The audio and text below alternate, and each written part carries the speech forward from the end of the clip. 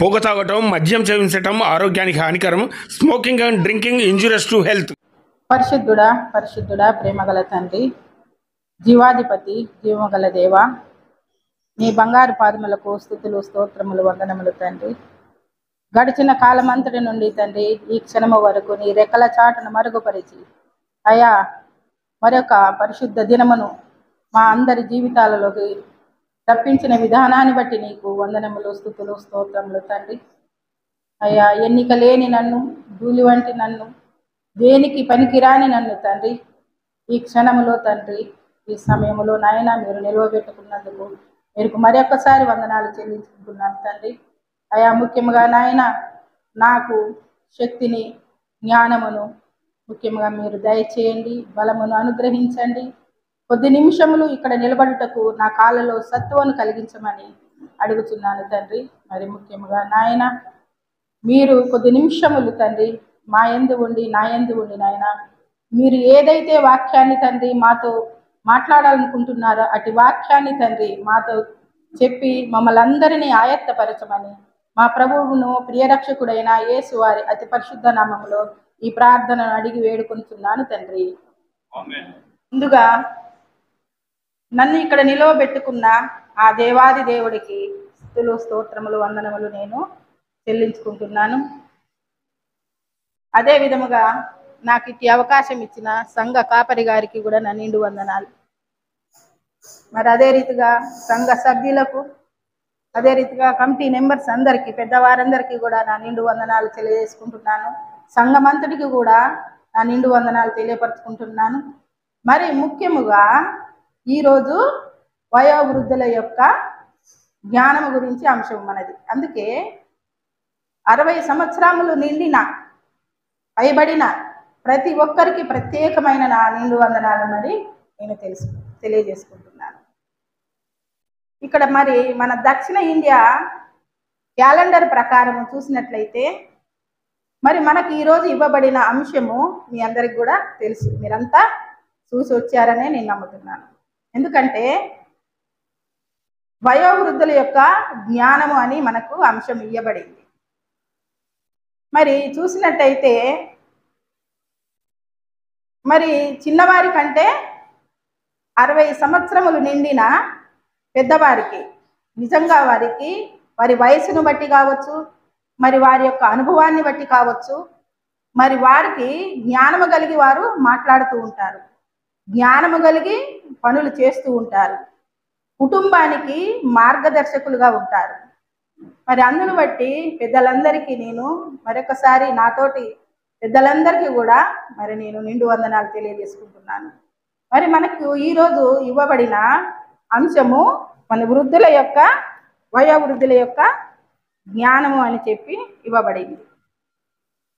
మనం నేరుగా వాక్యంలోనికి వెళ్ళినట్టయితే ఆదికాండము 24వ అధ్యాయంలో వ్రాయబడిన ప్రకారము అక్కడ చూసినట్లయితే ఆ వాక్యములో మరి అక్కడ అబ్రహాము జ్ఞానము కలిగిన ఒక విశ్వాసిగా, జ్ఞానము కలిగిన వ్యక్తిగా అక్కడ మనకు కనబడుతున్నాడు. తన కుమారుడికి వివాహం చేయాలి అనుకున్నప్పుడు అతడు ఎంతగానో ఆలోచించాడు. తను ఎంతగానో ఆలోచించి తన మరి ఎక్కడ నుండి మరి స్త్రీని, మరి పెళ్లి కుమార్తెను తీసుకొచ్చి తన ఇస్సాకైన కుమారుడికి వివాహము చేయాలి అని ఆయన ఆలోచన చేసినప్పుడు మరి ఆయనకి కలిగిన, దేవుడు కలిగించిన జ్ఞానము బట్టి మరి ఆయన తీసుకున్న నిర్ణయం చాలా గొప్పది. ఎందుకంటే తన స్వదేశము నుండి మరి పెళ్లి కుమార్తెను తీసుకొని వచ్చి మరి అక్కడ ఇస్సాకుకు వివాహము చేసినట్టుగా మనందరము వాక్యంలో మనము చదువుకున్నాము, మనందరికీ కూడా తెలుసు. అదే రీతిగా మనము తిమోతి గారి విషయంలో చూసినట్లయితే అక్కడ తిమోతి యొక్క అవ్వ అంటే అమ్మమ్మ, మరి తిమోతి గారి యొక్క తల్లి, వారు ఎంతో దేవుని యందు భయభక్తులు కలిగిన స్త్రీలుగాను, దేవుని యందు విశ్వాసము కలిగిన స్త్రీలుగాను, వారు ఎంతగానో భక్తి శ్రద్ధలు కలిగిన స్త్రీలుగాను వారు పెద్దవారై ఉండి మరి ఆ యొక్క తిమోతికి మార్గదర్శకులుగా వారు ఉన్నారని మనము నమ్మవచ్చు. వారు భక్తి గల స్త్రీలుగా అక్కడ పెద్ద వయసులో ఉన్నవారు కనిపిస్తూ ఉన్నారు. దీనిని బట్టి చూస్తే పెద్దవారు 60 సంవత్సరాలు నిండిన ప్రతి ఒక్కరిలో కూడా జ్ఞానము అనేది ఉంటుంది. ఆలోచించదగ్గ విధముగా వారు మాట్లాడిన క్రియలు పనులు చేసినా ఏది జరిగించినా ఆలోచన పూర్వకంగా వారు చేస్తారని ఈ వాక్యాలను బట్టి మనకు అర్థమవుతుంది. దేవుని యందు విశ్వాసము కావచ్చు, దేవుని యందు భక్తిలో ఉండడం కావచ్చు, ప్రతి విషయములో మరి పెద్దవారు చాలా ఆలోచన పూర్వకంగా ఉంటారు. మరి అదే రీతిగా లూకా సువార్తలో చూసినట్టయితే మరి నేను ఎందుకు ఇంత త్వరగా ఈ మాటలను మాట్లాడుతున్నానంటే దేవుడు నాకు బయలుపరిచిన వాక్యమును నేను చెప్పాలని ఆశపడుతున్నాను. ఎందుకంటే మన ఆల్మానిక్ ప్రకారముగా వీటిని మనము ముందు చదువుకోవడము శ్రేయస్కరం. అందుకోసమని ఇంత తొందరగా ఈ వాక్యాలను నేను ఉచ్చరిస్తున్నాను, మీతో పంచుకుంటున్నాను. అయితే ఇక్కడ లూకా సువార్తలో కూడా చూసినట్టయితే ఎలిజబెత్ గారు మరి జకర్యా ఎలిజబెత్ గారు వాళ్ళు బహువృద్ధులై ఉండి కూడా దేవుని యందు వారు ఎంతో భక్తి గలవారుగా నీతి గలవారుగా వారు అక్కడ మనకు కనిపించారు. అయితే ముఖ్యంగా మనం గమనించినట్లయితే పెద్దవారు అందరూ కూడా జ్ఞానము కలిగి దేవుని యందు భయభక్తులు కలిగి ఉన్నట్టయితే దేవుడు ఒక చక్కని మాట మాట్లాడాడు. ఏమిటంటే 92వ కీర్తన చివరి వచనములో ముసలితనమందు చిగురు పుట్టించేదెను, వృద్ధాప్యములో చిగురు పుట్టిస్తాను అంటున్నాడు. చిగురు పుట్టించడం అంటే ఒక చెట్టుకి, ఎండిపోయిన చెట్టుకి చిగురు ఏ విధంగా వస్తే అది పచ్చగా మంచిగా ఉంటుందో, మనము ఒక వయసు 60 సంవత్సరాల వయసు మనము దాటిన వాళ్ళలో శక్తి ఉడిగిపోయి శరీరము కృషించి మనము మన యొక్క శక్తిని సన్నగిలిపోతుంది.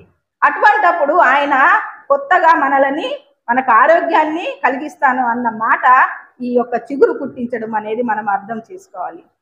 దేవుని ప్రియమైన సంగమా, మరి అక్కడ అబ్రహామును కానీ ఇక్కడ మరి తిమోతి గారి అవ్వ తల్లిని కానీ ఇక్కడ చూసినట్టయితే మరి జకర్యా మరి ఎలిజబెత్లను కానీ చూసినట్టయితే వారు దేవుని యందు భయభక్తులు కలిగి దేవుని యందు విశ్వాసము కలిగి జ్ఞానము కలిగిన వారిగా మనకు కనబడుతున్నారు. మరి మన జీవితాలలో మనం ఏ విధముగా ఉంటున్నాం? 60 సంవత్సరాలు 70 సంవత్సరాలు 80 సంవత్సరాల జీవితాన్ని దేవుడు మనకు అనుగ్రహించినప్పుడు మన స్థితిని, మన బ్రతుకులు, మన జీవితాలు ఏ విధంగా ఉంటున్నాయి? ప్రతి ఆదివారం మనము గుడికి వస్తున్నాము, ప్రతి కూడికలకు మనం వెళ్తున్నాము, ప్రతిరోజు దేవుని యొక్క వాక్యాలను మనం వింటున్నాము. మరి సంఘ కాపరి గారు అనేక విషయాలు మనకు బోధిస్తూ ఉన్నారు. అవి వింటూ మరి మనము దేవునికి ఇష్టమైన బిడ్డలుగా ఉంటున్నామా? మరి దేవుడు మనకు ఏర్పరిచినటువంటి పనులలో నిమగ్నమై ఉంటున్నామా? దేవుడు మనకు చెప్పిన కార్యములను చేయవారిగా ఉంటున్నామా? ఒక్కసారి మనలను మనము పరీక్షించుకోవాల్సిన అవసరం ఎంతైనా ఉన్నది. మరి దేవుడైతే మానవునికి పని కల్పించాను అంటున్నాడు. ఆ పని మనం చేస్తున్నామా? ఒక మానవుడికి మాత్రమే కాదు, సమస్త సృష్టికి కూడా ఆయన పని కల్పించినట్టుగా మనము వాక్యంలో చూడగలము, బైబిల్ గ్రంథంలో మనం చదువుకోగలము. ఒక మనిషికి మాత్రమే కాదు, ఒక వస్తువుకి, ఆయన సృష్టింపబడిన ప్రతి సృష్టికి కూడా ఆయన ఒక పనిని కల్పించానని చెప్తున్నాడు. మరి మానవులమైన మనకి తెలివి, ఆలోచన అన్నీ మనకు దయచేసినాడు దేవుడు. మరి మనము దేవుని యొక్క మనస్సును ఎరిగిన వారిగా ఉంటున్నామా? దేవుని యొక్క ఆలోచనను ఎరిగిన వారిగా ఉంటున్నామా?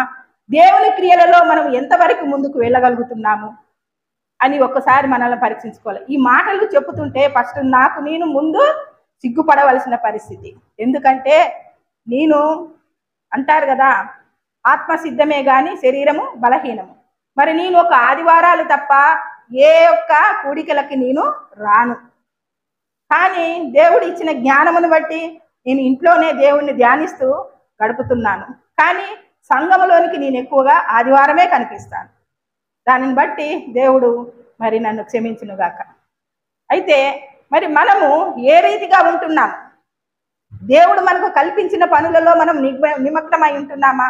మరి దేవుడు అంటున్నాడు, సమస్త సృష్టినికి ఆయన పని అప్పగించానని, ఆ పనిని ఆ సృష్టి సక్రమంగా నిర్వర్తిస్తుందని, ఆ పనిలో ఏ రోజు కూడా ఈ సృష్టి, తాను చేయబడిన ఈ సృష్టి ఏ రోజు కూడా దేవుడు వాటికి ఇచ్చిన పనులను ఏ రోజు కూడా అవి అతిక్రమించలేదని దేవుడు మాట్లాడుతున్నాడు వాక్య రూపకంగా. మరి మనకు అనుగ్రహించిన పని, దేవుడు మనకు చెప్పిన పని, మరి మనము 60-70 సంవత్సరాల జీవితాన్ని అనుభవిస్తున్న మనము, దేవుడు మనకు ఇచ్చిన ఈ దయాకిరీటాన్ని పొందుకుంటున్న మనము ఏ రీతిగా మనము జీవిస్తున్నాము మనం ఒకసారి మనం ఆలోచన చేసుకోవాల్సిందిగా మనవి చేస్తున్నాను. ఇక్కడ చూసినట్టయితే దేవుడైతే ఒక మాట చెప్తున్నాడు. ఫిలిప్పీలకు రాసిన పత్రిక 2వ అమ్మ నాకు దృష్టి మాంద్యము కాస్త చదివి వినిపించండి. ఫిలిప్పీలకు రాసిన పత్రిక 2వ అధ్యాయము 21వ వచనములో దేవుడు ఈ రీతిగా మాట్లాడుతున్నాడు.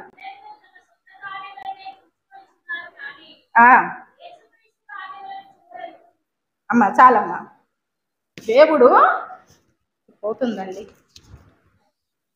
దేవుడు అంటున్నాడు, అందరూ కూడా తమ సొంత కార్యాలను చేసుకుంటున్నారు, తన సొంత పనులనే చేసుకుంటున్నారు, కానీ దేవుని పనులను మట్టుకు మనం ఎవ్వరము చేయటం లేదంట. ఆయన ఘంటాపదముగా ఈ బైబుల్ గ్రంథంలో రాయించి పెట్టిన మాటలు ఇవి. ఇది ఎంత మాత్రము తీసివేయదగ్గవి కావు, ఎవరము కొట్టివేయదగ్గవి కావు. నిజమే, ఒకసారి మన జీవితాలను మనం పరీక్ష చేసుకుంటే, పరిశీలన చేసుకుంటే మనం ఏ విధముగా జీవిస్తున్నాం, దేవుడు చెప్పినట్టుగా ఆయన కార్యాలలో మనం పాలిభాగస్థులం అవుతున్నామా ఒకసారి ఆలోచించుకోవాలి. అందరూ తమ సొంత పనులను చేసుకుంటున్నారట, సొంత కార్యములు. నిజమే, మన దైనందిన జీవితంలో మనం ఏం చేసుకుంటాము, ఉదయం లేచింది మొదలు సాయంత్రం వరకు కూడా మన ఇల్లు, మన పిల్లలు, మన కుటుంబము, మన ఉద్యోగము, వీటిని చూసుకుంటూనే మన చుట్టూ ఒక గీత గీసుకొని ఆ గీతలోనే బ్రతుకుతూ ఇంతకంటా ఇంకేమి ఉంది, నా జీవితానికి పరమార్థము అర్థం ఇంతే కదా అని మనము జీవిస్తుంటాం. మరి దేవుడు ఎంతగానో వేదన పడుతున్నట్టుగా వాక్యాన్ని బట్టి చూస్తే మనకు అర్థమవుతుంది. అందరూ తమ సొంత పనులను చూసుకుంటున్నారట, దేవుని పనులను ఎవ్వరు కూడా చేయటం లేదని బాధపడ్డాడు. నిజమే ప్రియులారా, మరి ఆ రోజులలో మరి ఒకప్పుడు ఇజ్రాయేలీయులు నిజంగా దేవునికి దృష్టికి చాలా చెడుతనము కావించిన వారుగా, ఆయన ఆజ్ఞలను పాటించని వారిగా ఉంటూ, ఆయనను ధిక్కరించిన వారిగా ఉంటూ, ఆయనకి ఎంతో ఆయాసము కలిగించిన వారిగా కనపడుతున్నారు. అప్పుడు దేవుడు మరి యెషయా గ్రంథంలో ఒక మాట మాట్లాడినాడు, గొప్ప మాట. ఆకాశమా వినుము, భూమి చెవియొగ్గుము, నేను పిల్లలను పెంచి పెద్దవారిని చేసి తిని వారు నా మీద తిరగబడి ఉన్నారు అని ఎంత వేదనగా ఒక తండ్రి తన పిల్లలను ఉద్దేశించి ఈ విధముగా మాట్లాడతాడో మనం గ్రహించుకోవచ్చు. ఎందుకంటే మనము కూడా ఒక తల్లిదండ్రులము.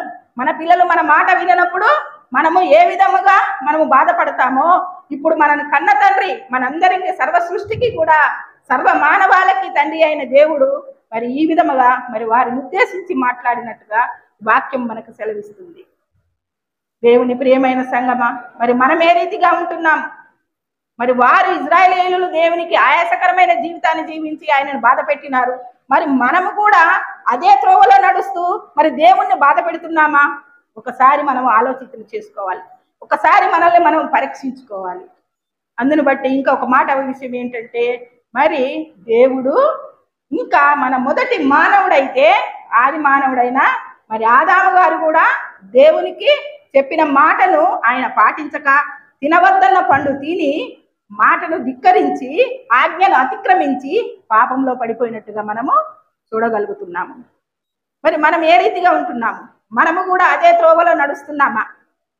మరి ఆదాము నడిచిన త్రోవలోనే మన మొదటి మానవుడు కదా, మన మానవుడు నడిచినట్టే మనం కూడా నడుద్దామని ఆ త్రోవలో మనం నడుస్తున్నామా ఒకసారి మనల్ని మనం పరీక్షించుకోవాలి. మరి దేవునికి విరోధముగా నడిచి ఇజ్రాయేలీయులు ఎంతగానో దేవుని ఆయాసపరిచినట్టుగా మనం చూస్తున్నాము. మరి ఆ రీతిగా ఆయనని మనం ఆయాసపరుస్తున్నామా? దేవుడు మనకిచ్చిన పనిని మనము చేస్తున్నామా లేదా? ఒకసారి మనల్ని మనము పరీక్షించుకోవాల్సిన అవసరం ఎంతైనా ఉన్నది. దేవుని పిల్లలారా, మరి దేవుడైతే అంటున్నాడు, ఒక మానవుడికి మాత్రమే కాదు సమస్త సృష్టికి నేను పని అప్పజెప్పాను అని చెప్తున్నాడు. సమస్త సృష్టికి నేను పని అప్పగించాను, అవి సమస్త సృష్టి కూడా నా మాటకు లోబడి నా మాటకు కట్టుబడి వాటి అంది అయి సక్రమంగా పనిచేస్తున్నాయి. ఒక్క మానవుడు మాత్రమే అవిధేయుడుగా మిగిలినాడని చెప్పి దేవుడు ఎంతగానో వాక్యం ద్వారా మనతో మాట్లాడుతున్నాడు. దేవుని ప్రియమైన సంగమా, మరి మనం ఏ రీతిగా ఉంటున్నాం? మనం ఏ రీతిగా మనము రోజు వాక్యాన్ని వింటూ వాక్యములో మనం ఎదుగుతున్నామా లేకపోతే వెనకకి వెళ్ళిపోతున్నామా? మరి పౌలు గారు అంటారు, మన వయసును బట్టి చూస్తే మనము ఇంకా పాలు తాగి వారుగానే ఉంటున్నామంట. ఎప్పుడూ తల్లికి పుట్టిన పిల్లలు పాలు తాగితే ఎట్లా ఉంటారు? వాళ్ళలో ఏదో ఒక లోపం ఉన్నదని అర్థం. వారు దినదినము ఎదుగుతూ ఆహారం పుచ్చుకున్నప్పుడు వాడు ఆరోగ్యవంతుడని తల్లిదండ్రులు సంతోషిస్తారు. మరి మనము అనుదినము వాక్యములో మరి గుడికి వస్తూ మరి వాక్యము వింటూ మరి మనం ఏ రీతిగా ఉంటున్నాము? అయితే దేవుడు అంటున్నాడు, ప్రతిదానికి నేను పని అప్పగించాను, మరి అవి సక్రమంగా చేస్తున్నాయి అంటున్నాడు. నిజమే ప్రియులారా, నిజంగా దేవుడు సృష్టించిన ఈ సృష్టిని ఒక్కసారి మనం ఆలోచించుదాం. ఒక చెట్టును తీసుకోండి, ఒక చెట్టును తీసుకొని దానిని చూసినట్టయితే అది మొక్క మొలసింది మొదలు అది పెద్దదైనాక అది పువ్వు పూసినా కాయ కాసినా అది ఎవరి కోసం అంటే మన కోసమే. ఆ పువ్వు మనమే వాడుకుంటాము, ఆ కాయ మనమే తింటాము. ఆఖరికి అది చనిపోయిన తర్వాత ఆ యొక్క బెరడును కూడా మనమే ఉపయోగించుకుంటాము. దానిని దేవుడు ఎందుకు చెట్టును ఆ రీతిగా సృష్టించాడు అంటే మనకు ఆహారం మగునట్టుకు దానిని దేవుడు భూమి మీద కలగజేసినట్టుగా వాక్యం సెలవిస్తున్నది. ఒక కోడిని తీసుకుందాం. ఒక కోడిని తీసుకుంటే ఆ కోడి ఒక గుడ్డు పెడుతుంది, ఆ గుడ్డును మనమే తింటాము. అమ్మో నేనే పెట్టాను, ఆ గుడ్డు నాది అని ఎప్పుడన్నా అంటుందా? ఎప్పుడు అనదు. దేవుడు దానికి ఇచ్చిన పని అది. అది గుడ్డు పెట్టినా మనదే, అది చనిపోయినాక ఆహారం అవడం కూడా దాని పని. ఆ పనిని దేవుడు దానికి ఏనాడైతే వాటిని పక్షాదులను ఫలవృక్షాలను దేవుడు కలుగుగాక అని వాటికి ఏ ఏ ఆజ్ఞలు అయితే దేవుడు ఇచ్చాడో ఆ యొక్క ఆజ్ఞలను, ఆ యొక్క పనులను, ఆ యొక్క కట్టడాలను అవి సంపూర్తి చేస్తున్నాయి. అవి మన కోసమే పుడుతున్నాయి, అవి మన కోసమే చచ్చిపోతున్నాయి. వాటి జీవిత కాలం అంతా మనకు సేవ చేస్తూ అవి ఉంటూ ఉన్నాయి. మరి దేవుడు ఎంతగానో బాధపడుతున్నాడు. మరి ఎంతో ప్రేమించిన నా కుమారుడు, నా కుమార్తె ఏ విధంగా ఉంటున్నారు? నా మాటలు గైకొంటున్నారా? నా మాటలను వారు వింటున్నారా? వాటి ప్రకారం జీవిస్తున్నారా అని దేవుడు ఎంతగానో బాధపడుతున్నట్టుగా మరి యెషయా గ్రంథంలో మనం వాక్యాలను మనం చూసుకున్నాము. మరి దేవుని పిల్లలారా, మరి మనం ఏ రీతిగా ఉంటున్నాము? ఒక కోడి కావచ్చు, ఒక చెట్టు కావచ్చు, ఒక మేక కావచ్చు, ఇంకా ఏరే భూమి మీద ప్రతి జీవి కావచ్చు, అది అంతా కూడా మన కోసమే. మన కోసమే దేవుడు చేశాడు, మన కోసమే వాటిని దేవుడు సృష్టించాడు. ఆ సృష్టించబడిన ప్రతిది కూడా ఒక మానవుడు కాకుండా ప్రతిది కూడా దేవుని యొక్క మాటకు లోబడుతూ ఆయన కట్టడలను, ఆజ్ఞలను శిరసావహిస్తూ సక్రమంగా అయ్యి వాటి పని అవి చేస్తున్నాయి. ఈ భూమి మీద ఉన్నవి మాత్రమేనా? లేదండి. ఆకాశమందు ఉన్న సూర్యుడు కూడా మరి దేవుని చెప్పిన పనిని సంపూర్తిగా నిర్వర్తిస్తున్నాడు. ఒక సూర్యుడు మండినా ఎవరి కోసం అంటే అది మన కోసం. ఒక చంద్రుడు వెలిగినా అది మన కోసం. నక్షత్రాలు ఆకాశంలో మెరిసినా అది మన కోసమే. అవి ఎందుకు ఆయన సృష్టించాడంటే భూమి మీద వెలిగించుటకు. ఆదికాండం ఒకసారి చదవండి అమ్మా. ఆదికాండము 1వ అధ్యాయం 29, 30 వచనాలు ఒకసారి చదవండి అమ్మా.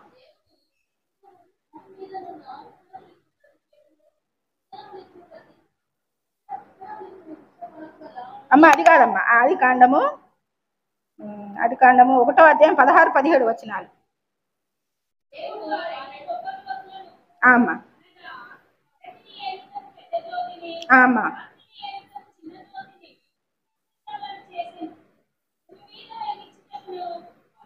అమ్మ చాలమ్మా. వాటిని ఎందుకు దేవుడు అక్కడ చేసి పెట్టాడు అంటే భూమి మీద వెలుగిచ్చుట కోసం. ఎవరికి వెలుగు? వెలుగు ఎవరికి అవసరము? మానవులమైన మనకి. భూమి మీద ఎవరుంటారు? మనుషులమైన మనముంటాం. మనకు వెలిగించుటకు పెద్ద జ్యోతిని, సూర్యుడిని పెద్ద జ్యోతిగాను, చంద్రుడిని చిన్న జ్యోతిగాను ఆకాశమందు ఆయన నిర్మించాడు. నక్షత్రములను కూడా ఆయన ఇచ్చాడు. ఇంకా వాటికి ఇంకేం పని ఉన్నదంటే సూచనలను, కాలములను, దిన సంవత్సరములను అయ్యి సూచించుటకు వాటిని ఆయన తయారు చేసినట్టుగా మరి బైబిల్ గ్రంథము మనతో మాట్లాడుతున్నది. నిజమే ప్రియులారా, సర్వ సృష్టికి ఆయన పని అప్పగించాడు. ఒక చెట్టు పని చేస్తుంది, ఒక కోడి పని చేస్తుంది, ప్రతి పదార్థము పని చేస్తుంది. ఒక సూర్యుడు పని చేస్తున్నాడు, ఒక చంద్రుడు పని చేస్తున్నాడు, ప్రతిదీ పని చేస్తుంది. ఒక మానవుడు మాత్రమే దేవునికి అవిధేయుడుగా కనపడుతున్నాడు. దేవుని ప్రియమైన సంగమా, ఒకసారి మనం ఆలోచించుకోవాలి. ఈ సృష్టిని చూసి మనం అందరము తల వంచుకోవాలి, మనకు మనము సిగ్గుపడాలి. ఎందుకంటే వాటికి నోరు లేదు, తెలివి లేదు, జ్ఞానము లేదు. అయినను అవే దేవుని యొక్క మాటకు లోబడుతున్నాయి. మానవుడు ఒక్కడికే మాట వచ్చు, జ్ఞానము కలిగిన వాడు, తెలివి కలిగిన వాడు అంటారు. మరి మనకెక్కడున్నది? అనుదినము వాక్యాలను చదువుతున్నాము, వాక్యాలను వింటున్నాము, మరి అనుదినము గుడికి వస్తున్నాము, ప్రార్థనా కూడికలకు వెళ్తున్నాము. మరి మనలో మరి సర్వ సృష్టికి ఉన్నటువంటి ఉన్న జ్ఞానము మనలో ఎవరిలో ఉన్నది? ఒకసారి మనలను మనము పరీక్ష చేసుకోవాలి దేవుని సంగమా. మరి దేవుడైతే ఈ భూమి మీద మొలిసిన చెట్టు కావచ్చు, కూర మొక్కలు కావచ్చు, జలచరములు కావచ్చు. ఇంకా ఆదికాండంలో అమ్మ ఇంకొక మాట ఉంటుంది, 9వ అధ్యాయము 3వ వచనం అమ్మ ఒకసారి చదవండి. 9వ అధ్యాయము చూసారమ్మా, భూమి మీద సమస్త చరములు, పాకే సమస్త చరములు మనకు ఆహారం అవుతాయంట. ఆయన వాటికి ఆ పని, మనకు ఆహారం అవడము వాటి పని. ఆయన వాటికి ఆ పనిని అప్పగించాడు కనుకనే ఆ వాటిని మనము తిని ఆరోగ్యవంతులుగా జీవిస్తున్నాము. ఇంత ఆరోగ్యవంతులుగా ఉంటున్న మనము, ఈ రీతిగా జీవిస్తున్న మనము, మరి దేవుడు చేసిన సమస్త సృష్టిని ఆయన మాట వింటుంది కదా, మరి మనం ఎందుకు వినటం లేదు? వినటం లేదనే చెప్పాలి. అందుకే ఫిలిప్పీలకు రాసిన పత్రికలో మరి ఆయన 2:21 చెప్పాడు, అందరూ తమ సొంత పనులనే చూసుకుంటున్నారు, దేవుని పనులు ఎవరు చూసుకోవడం లేదు అని. నిజమే, మనం ఆ రీతిగానే ఉంటున్నాము, ఇదే జీవితం అనుకుంటున్నాము. మనలో మనం చూసుకుంటూ, మన పిల్లలను చూసుకుంటూ, మన మనవరాలను చూసుకుంటూ, మనవలను చూసుకుంటూ, ఇదే దేవుడు మాకు ఇచ్చిన పని, ఇక బ్రతికినంత కాలం ఈ రీతిగానే బ్రతకడం మా పని అనుకుంటున్నామని. కానీ దేవుడు ఎప్పుడు కూడా ఆ రీతిగా, మన ఆలోచనలు దేవుని ఆలోచనలు చాలా వ్యత్యాసం ఉన్నది. మనము ఆలోచనలు తృణపాయం వంటివి, దేవుని ఆలోచనలు చాలా ఉన్నతమైనటువంటివి. ఆయన మన ఎడల ఎంతో పెద్ద ప్రణాళికను కలిగి ఉన్నాడు కనుకనే మనలను ఆయన ప్రేమించాడు. ఆయనను మనల్ని ప్రేమించాడు. ఆయనను సృష్టించిన ప్రతి సృష్టి కన్నా మనలనే ప్రథమ ఫలములుగా ఆయన ప్రథములుగా ఎంచుకున్నాడు. యాకోబు పత్రిక 1వ అధ్యాయము 18వ వచనంలో ఉంటుంది, చదవండి అమ్మా. యాకోబు పత్రిక 1వ అధ్యాయము 18వ వచనం. అమ్మా చాలమ్మా. చూసారా, ఆయనకి సంకల్ప ప్రకారం, ఆయనకు ఒక ప్రణాళిక ఉన్నది మన ఎడల. మానవుడి ఎడల ఆయన ఒక పెద్ద ప్రణాళికను కలిగి ఉన్నాడు. అందుకోసమే ఆయన మనలను ప్రథమ ఫలములుగా ఎంచుకున్నాడు. ప్రథములుగా ఒకటి ఆలోచించాలి మనం. ఇక్కడ సృష్టి ముందు పుట్టిందా, మానవుడు ముందు పుట్టాడా? ఒకసారి మనం ఆలోచన చేస్తే మనం ఏమంటాము? సృష్టి ముందు పుట్టింది, సృష్టి పుట్టిన తర్వాతనే మానవుడు పుట్టాడు అంటాము. బైబిల్ గ్రంథము చెప్తుంది అది కాదు అని. అర్థం చేసుకుంటేనే మనకు అది అర్థమవుతుంది. మానవుడే ముందు పుట్టాడు, సృష్టి తర్వాత నిర్మించబడింది.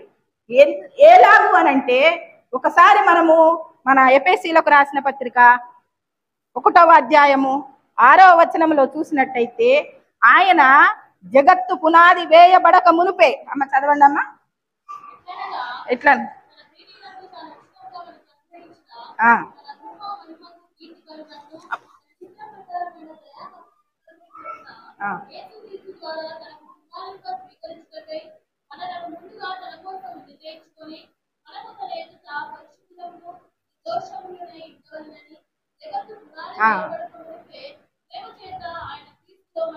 అమ్మా చాలమ్మా. జగత్తు పునాది వేయబడక మునుపు ఆయన క్రీస్తులో మనలను ఆయన ఏర్పాటు చేసుకున్నాడు. ఆయన జగత్ అంటే మనం కనిపించే ఈ సృష్టి, కనిపించని సృష్టి ప్రతిదీ కూడా సృష్టింపబడలేదు. సృష్టింపబడక ముందు మనలను ఆయన తన ఊహలో, తన మనస్సులో మనలను జన్మింపజేసుకున్నాడు.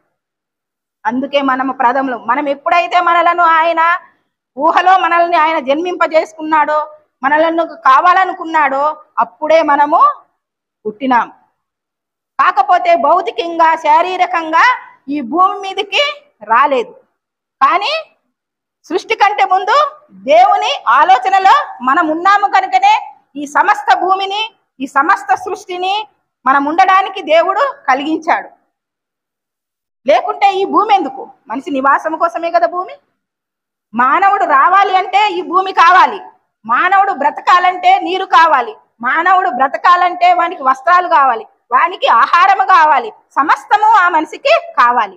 అందుకోసమని దేవుడు తన ఊహలో జన్మించిన ఆ కుమారుని కోసము ఈ సమస్త సృష్టిని చేసిన తర్వాతనే మనలను ఈ భూమి మీదకి తీసుకొని వచ్చినాడు. అందుకోసమనే అది లోతుగా ఆలోచించినప్పుడు మనకి దేవుడు బయలుపరుస్తాడు. మొదట మానవుడు గనుకనే దేవుడు ప్రథముడు అని చెప్పి మాట్లాడుతున్నాడు, ప్రథమ ఫలము అని చెప్పి దేవుడు మాట్లాడుతున్నాడు. నిజమే, ఎంతగానో మనల్ని ప్రేమించిన దేవుడు మనకెంతో ఆధిక్యతనిచ్చాడు. ఆయన సృష్టించిన ప్రతి సృష్టి మీద మనకు అధికారాన్ని కలిగించాడు. ఆయన చేసిన పనుల మీద అధికారాన్ని మనకిచ్చాడు. సమస్తాన్ని మనకు ఆహారంగా ఇచ్చాడు. సమస్తము మన కోసమే సృష్టించాడు. మనల్ని ప్రథములుగా చేశాడు. మనల్ని ఎంతగానో ఆయన ప్రేమించాడు.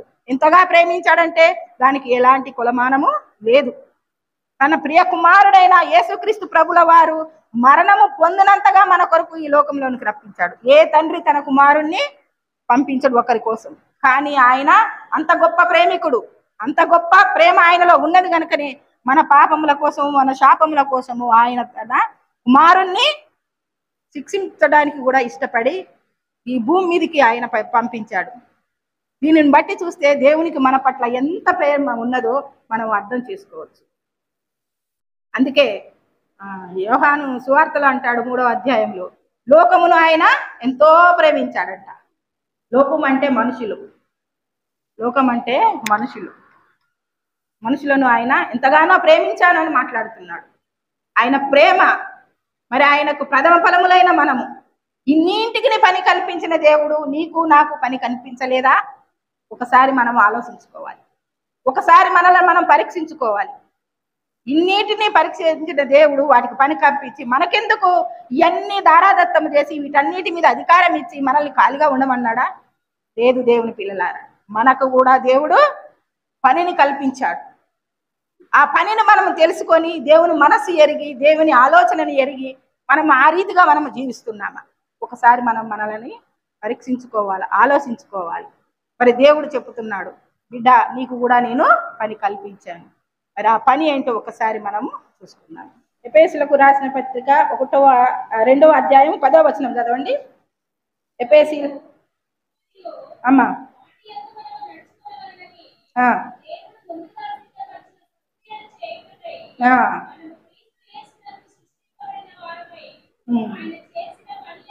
అమ్మా చాలమ్మా.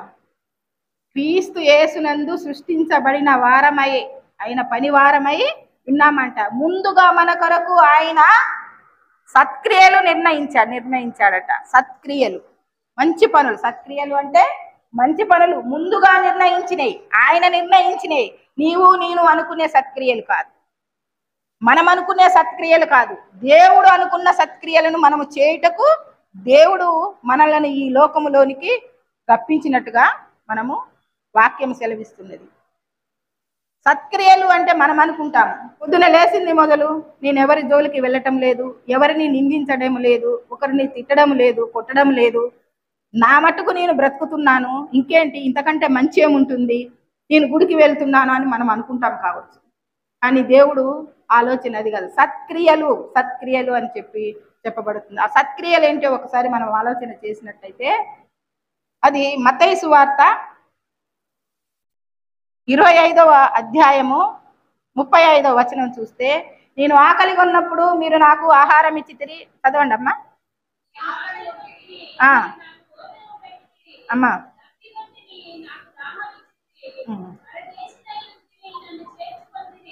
అమ్మా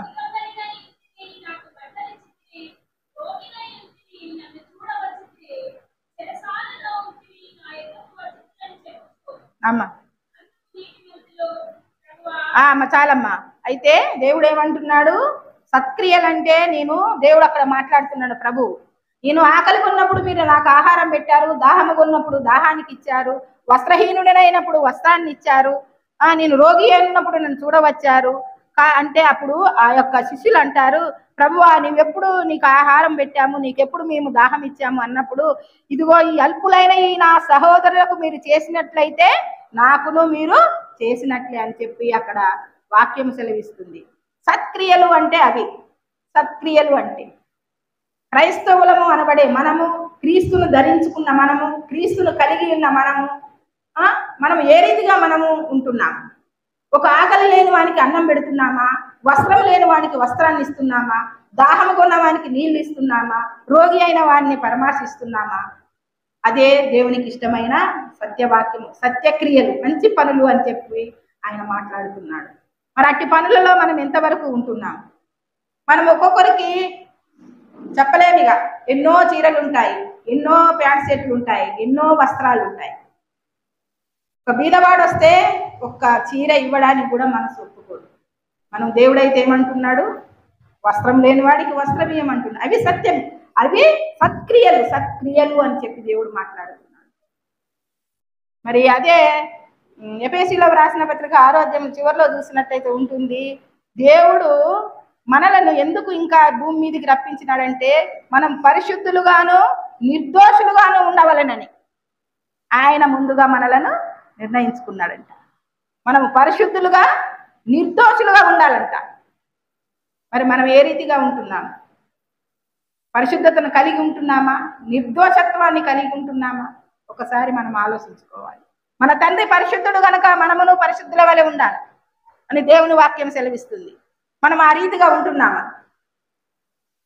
మన తల్లి తండ్రి ఏ రీతిగా ఉంటే బిడ్డలు ఆ రీతిగా ఉంటారంటారు. మరి మన తండ్రి ఎటువంటి వాడు? మనల్ని కన్నా మన పరలోకపు తండ్రి పరిశుద్ధుడు. ఆయన పరిశుద్ధుడు కనుక మనం కూడా పరిశుద్ధులుగా ఉండాలని దేవుడు ఆశపడుతున్నాడు. సత్క్రియలు చేస్తూ మనం పరిశుద్ధులుగా ఉంటూ సత్క్రియలు చేయాలి. మన పరిశుద్ధతను ఎట్టి పరిస్థితిలో కోల్పోకుండా మనము సత్క్రియలు చేయవారుగా ఉండాలని దేవుడు ఆశపడుతున్నాడు. దేవుడు మనకి ఇచ్చిన పని అదే. దేవుడు మనకి ఇచ్చిన పని అదే. మరి హెబ్రీయులకు రాసిన పత్రిక 13వ అధ్యాయం 16వ వచనంలో కూడా ఉంటుంది, ఉపకారములను ధర్మమును చేయుట మానకుడి. ఇవి ఈ త్యాగము దేవునికి ఇష్టమైనది, ఇష్టమైన పని. అది సత్క్రియ. ఉపకారములు ధర్మములు చేయాలి. మనం లేని వారిని ఆదరించాలి, అనాథలను ఆదరించాలి, బీదలను ఆదరించాలి, వస్త్రం లేని వారిని, ప్రతి ఒక్కరిని మనము క్రైస్తవులుగా, అది మనకు మాత్రమే. ఎందుకంటే మన మాదిరికరమైన జీవితము దేవుడు మనకు, యేసు ప్రభుల వారు మనకు చూపించి వెళ్ళినాడు. ఆయన చేసిన ప్రతి పనిని మనము అవలంబిస్తూ ఆయన వేసిన బాటలో మనం నడవాలి కనుక అది మాదిరికరం. ఆ మాదిరికరమైన జీవితాలను మనం ఎంతవరకు కలిగి ఉంటున్నాం? 60-70 సంవత్సరాల జీవితాలను దేవుడు మనకిస్తే తేరగా సృష్టిని అనుభవిస్తూ బ్రతుకుతుంటే మరి దేవుడు ఎంత మాత్రము మనల్ని క్షమించడు, ఎప్పుడు కూడా క్షమించడు.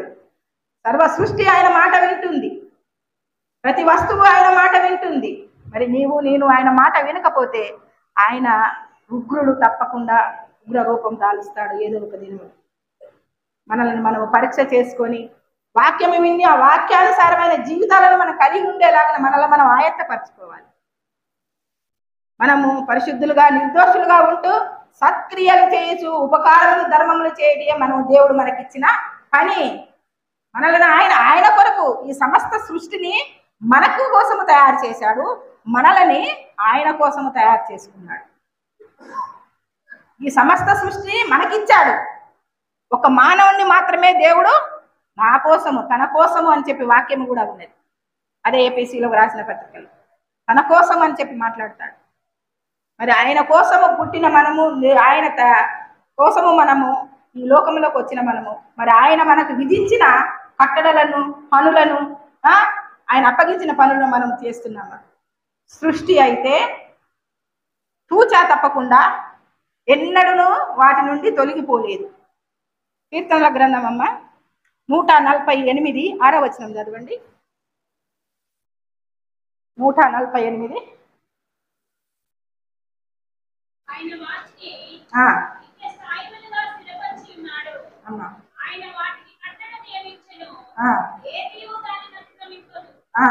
అదే చూశారు కదా, వాటికి ఇచ్చిన కట్టడలు, వాటికి ఇచ్చిన ప్రతి మాట అది ఏనాడు కూడా అతిక్రమించలేదని వాక్యం సెలవిస్తున్నది.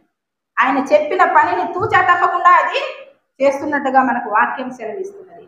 మరి దేవుడు మనకి ఇచ్చిన పనిని మనం ఏ రాగులా సంపూర్తి చేయగలుగుతున్నాం? ఒకసారి మనల్ని మనం పరీక్షించుకోవాలి. మరి యేసుక్రీస్తు ప్రభుల వారైతే మనకు మాదిరికరమైన జీవితాన్ని భూమి మీద ఉంచి వెళ్ళిపోయినాడు. ఆయన 33.5 సంవత్సరములు ఈ భూమి మీద బ్రతికి మనకు మాదిరికరమైన, ఆయన చేసిన ప్రతి పని కూడా మనము ఆచరించదగ్గది. ఆయన చూపెట్టిన మార్గంలో మనడం మనకి శ్రేయస్కరం. ఆయన అయితే మరి తండ్రి పనిని సంపూర్తి చేయడం కోసమే ఆయన ఈ భూమి మీదకి వచ్చినట్టు వాక్యం సెలవిస్తుంది. తండ్రి, నీవు నాకు ఇచ్చిన పనిని నేను తుదముట్టించితిని అని చెప్పి యేసుక్రీస్తు ప్రభుల వారు మాట్లాడతాడు. మరి మనము ఎంతవరకు దేవుడు మనకి మరి ఈ విధముగా మనకి ఇచ్చిన సత్క్రియలు చేయటంలో కావచ్చు, పరిశుద్ధతను కోల్పోకుండా ఉండటంలో కావచ్చు, మరి మనం ఎంతవరకు నిమగ్నమై దేవుని మాటను అతిక్రమించని వారిగా ఉంటున్నామా? లేకపోతే మన మొదటి మానవుడైన ఆదాము నడిచిన బాటలో నడుస్తున్నామా? ఒకసారి మనల్ని మనం ఆలోచన చేసుకోవాలి, మనల్ని మనం పరీక్షించుకోవాలి. యేసుక్రీస్తు ఏర్పరిచిన బాటలో నడిస్తేనే మనకు పరలోకం సిద్ధిస్తుంది. ఆ పరలోక రాజ్యము మనకు స్వాధీనం అవుతుంది. మనము ఆదాము నడిచిన బాటలో దేవుని మాటను అతిక్రమించి నడిస్తే మాత్రం ఎప్పటికీ కూడా మనము దేవుణ్ణి చేరుకోలేము. మన తండ్రి అయిన దేవుడు అయితే మాట్లాడుతున్నాడు, నరులారా తిరిగి రండి అని. మరి మనం క్రీస్తు బాటలో నడిస్తేనే మనము తిరిగి దేవుని యొద్దకు చేరుకుంటాము. నరులారా తిరిగి రండి అన్న ఆయన మాటకి లోబడాలంటే, పోవాలి అంటే, మనం పరలోకం చేరుకోవాలంటే మనము చేయవలసిన పని ఏంటంటే క్రీస్తును అనుసరించి క్రీస్తు బాటలో మనము నడవాలి. క్రీస్తు చూపించిన పనులను మనము చేయాలి. అదే దేవుడు మనకి ఇచ్చిన పని. సర్వ సృష్టి చేస్తుంది, మనము కూడా వాటిని చూసి తలదించుకొని సిగ్గు తెచ్చుకొని మనకు మనముగా సరి చేసుకొని క్రీస్తు బాటలో నడవలసిన వారమై ఉన్నాం. దేవుని పిల్లలారా, ఒకసారి మనల్ని మనం పరీక్ష చేసుకున్నాము, ఆలోచించుకున్నాము. 60, 70 సంవత్సరాలు, 80 సంవత్సరాలు, అధిక బలమైతే 80 సంవత్సరాలు మానవుడికి. మరి ఇంత వయసు కలిగి పెద్దవారిగా ఉంటున్నాము, పిన్నలుగా ఉంటున్నాము, చిన్నపిల్లలుగా ఉంటున్నాము, యవనస్తులుగా ఉంటున్నారు. మరి ప్రతి ఒక్కరూ వాక్యం విని మనల్ని మనం సరి చేసుకోవాల్సిన అవసరం ఎంతైనా ఉన్నది. మరి దేవుడైతే మనలందరి కోసము ఆయన దీర్ఘశాంతము కలిగిన వాడిగా ఉంటున్నాడు. ఆయన రిక్త హస్తాల సాపి మనల్ని పిలిచేవాడిగా కనపడుతున్నాడు. మరి మనము ఆయన పిలుపుని అందుకొని ఆయన సన్నిధికి చేరాలంటే మనం క్రీస్తు మార్గంలో మనం నడవలసిన వారమై ఉన్నాము. క్రీస్తు చూపించిన మా పనులను మనము, దేవుడు చూపించిన పనులు మనం చేయవలసిన వారంగా ఉంటున్నాము. దీనిని బట్టి దేవుని సంగమా, మనం ఏ రీతిగా ఉంటున్నామో మనం సరి చేసుకొని దేవునికి ఇష్టమైన పని చేయుగారుగా ఉంటూ దేవుని సన్నిధికి ఒకానొక దినమున ఆయన సన్నిధిలో నిలబడ్డప్పుడు నిర్భయంగా ఆయనతో మనము చెప్పుకునే విధముగా, అయ్యా నీవు నాకు అనుగ్రహించిన పని నువ్వును యేసుక్రీస్తు ఏ విధముగానైతే చెప్పాడో ఆ విధముగా మనం చెప్పేలాగా మనం ఉండాలని దేవుడు ఆశపడుతున్నాడు. అటువంటి కృప దేవుడు మనందరికీ దయచేయుగాక. చిన్న ప్రార్థన చేసుకుని, పరిశుద్ధుడు అయిన తండ్రి, ప్రేమగల తండ్రి, నీకు వందనాలు అయ్యా. కొద్ది నిమిషంలో నాయన నీ వాక్యములు తండ్రి మాతో ముచ్చటించినందుకు నీకు అనేక వందనలు చెల్లించుకుంటున్నాను నాయన. అయ్యా, విన్న వాక్యమును తండ్రి హృదయంలో పదిలపరుచుకొని వాక్యానుసారమైన జీవితాలను తండ్రి నేనును ఇక్కడ చేరిన ప్రతి సంఘస్థులను ప్రతి ఒక్కరును ఉండుటకును ఈ యొక్క కృపను మాకు మెండుగా దయచేయమని మా ప్రభువును ప్రియరక్షకుడైన యేసువారి అతి పరిశుద్ధ నామములో అడిగి వేడుకుంటున్నాను తండ్రి. అందరికీ వందనాలు. మరిన్ని దేవుని వాక్యాలు వినాలంటే లైక్ చేయండి, షేర్ చేయండి.